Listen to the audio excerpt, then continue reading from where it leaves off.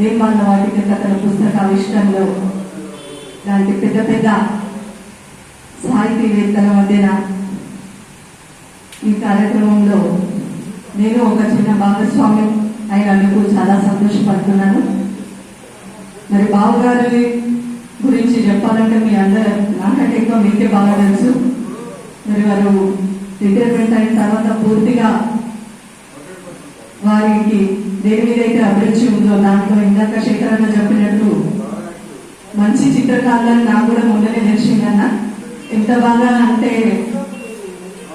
చిత్రాలు వేస్తారంటే అంటే సజీవ కళ ఉట్టిపడతా ఉంది. అసలు ఎన్ని అంటే ప్రతి దాంట్లో వారికి ప్రవేశం ఉంది.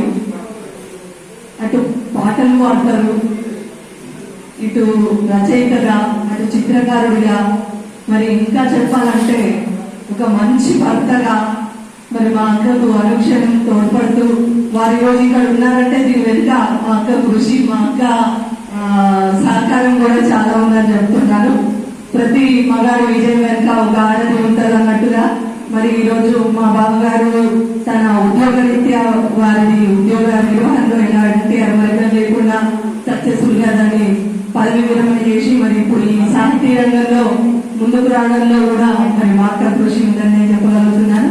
ఇలా ఇది ఒక మంచి భర్తగా, మంచి కొడుకుగా వారిని ఆదర్శంగా తీసుకొని మేము కూడా అందరం అంటే అంత అక్కడికి కూడా వారి సహకారం కుటుంబ పరంగా ఉంటుంది.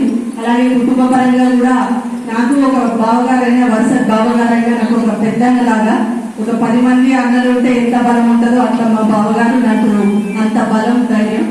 సో వారు ఈ వారి అభిరుచికి ఇష్టమైనటువంటి వారి ఉద్యోగ విరమణ టైంలో ఈ విశేషమైన జీవితాన్ని వారికి ఇష్టమైన రంగంలో వారు ముందుకు వెళ్ళాలని ఆయుధాలు